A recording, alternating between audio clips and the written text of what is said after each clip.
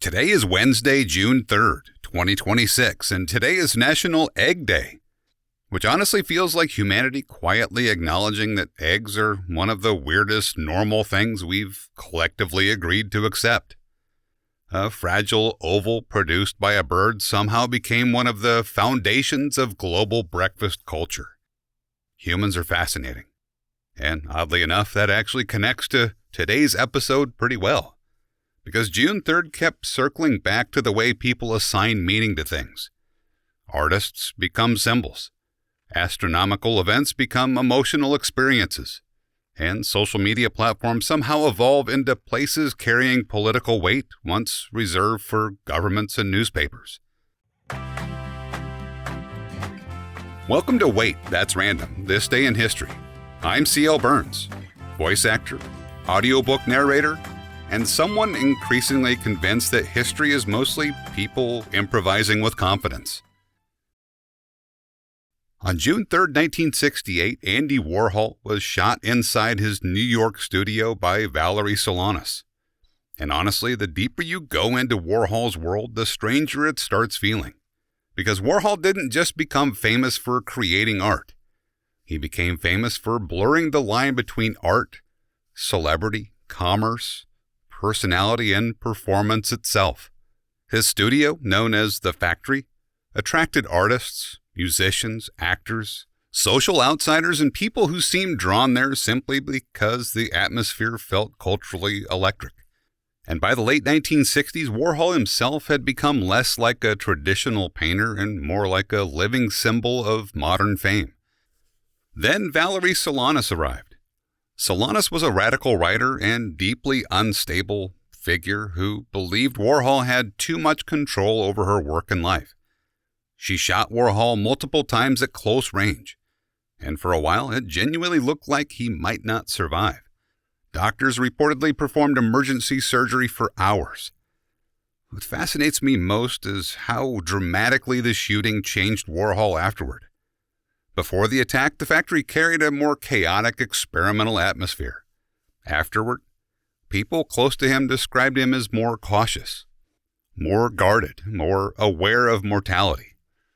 And honestly, there's something deeply modern about the entire story. A public figure becomes famous partly for image construction. Then a violent real-world event suddenly tears through the performance layer. And underneath all the celebrity mythology, there's still just a vulnerable human body. And then sometimes humans look upward instead of inward and collectively become emotional about something happening millions of miles away. On June 3rd, 2012, people around the world gathered to watch Venus pass directly between Earth and the Sun. And one thing I love about rare astronomical events is how they temporarily turn ordinary people into amateur skywatchers. Because suddenly everybody starts looking upward together. The transit itself looks simple. A tiny dark dot slowly crossing the face of the sun. But historically, transits of Venus carried enormous scientific importance. Earlier, astronomers used them to help calculate distances across the solar system. Entire expeditions once traveled across oceans hoping weather conditions would cooperate long enough to observe the event properly. And what fascinates me reading about the 2012 transit was how emotional some observers became knowing they would never see another one. Because Venus transits arrive in strange patterns separated by more than a century. The next one won't happen again until 2117, which means almost everyone watching in 2012 understood this was their only chance. And honestly, I think humans react strongly to events with built-in rarity. Comets, eclipses, meteor showers. Not because they change daily life directly, but because they interrupt routine. They briefly remind people that Earth exists inside something much larger and stranger than work schedules and grocery lists. Also, there's something quietly comforting about astronomical events continuing completely indifferent to human politics. Empires collapse, technologies change, people panic online. Meanwhile, Venus just keeps orbiting normally. And speaking of online panic, in 2021, humans had built communication systems so enormous that decisions made by private tech companies started carrying geopolitical weight. On June 3rd, 2021, Facebook announced it would suspend former U.S. President Donald Trump from the platform for 2 years. And regardless of political perspective, the moment felt historically unusual, because it highlighted something humans were still adjusting to in real time. Social media platforms had quietly become some of the most influential communication systems on Earth. Historically, governments controlled large-scale public communication infrastructure more directly. Newspapers, television networks, radio systems. But modern digital platforms evolved differently.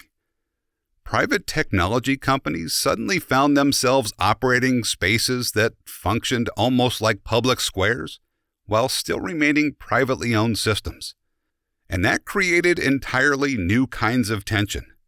Some people viewed the suspension as necessary moderation after the events surrounding January 6. Others viewed it as an alarming concentration of corporate influence over public discourse. And what fascinates me most about the story historically is that both reactions revealed the same underlying truth. Social media had become deeply intertwined with civic life itself. These platforms no longer felt optional culturally. They influenced elections, movements, news cycles, relationships, public identity, and global conversation speed. And honestly, I don't think humans fully understand yet what happens psychologically once billions of people begin living partially inside algorithmic communication environments.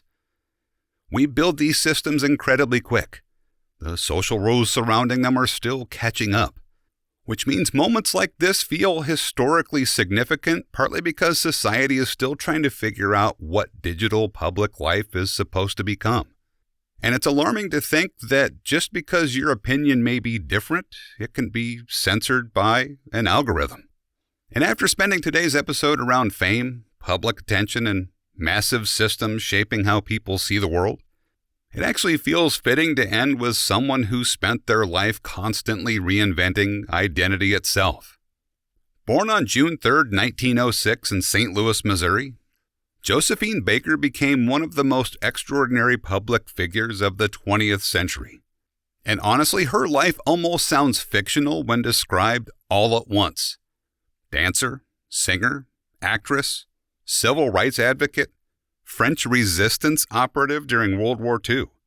At different points in her life, she was all of those things.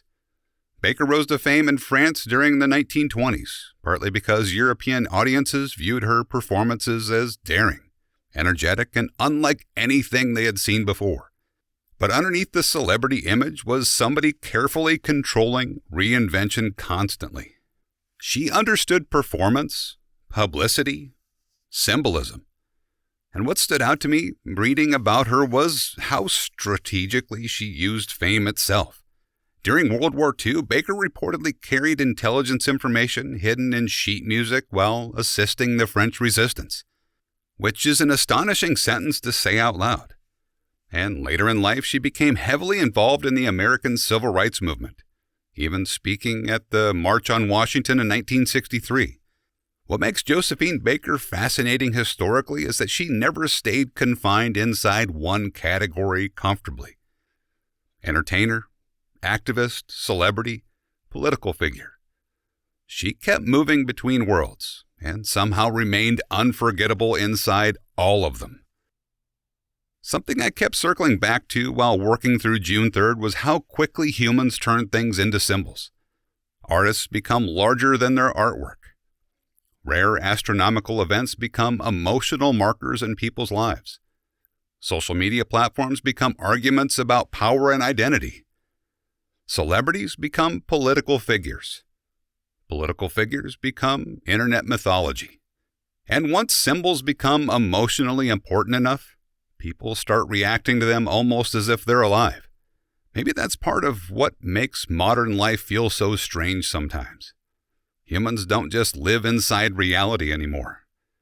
We also live inside layers of meaning built on top of it constantly. Anyway, that was the strange trail June 3rd ended up taking me down.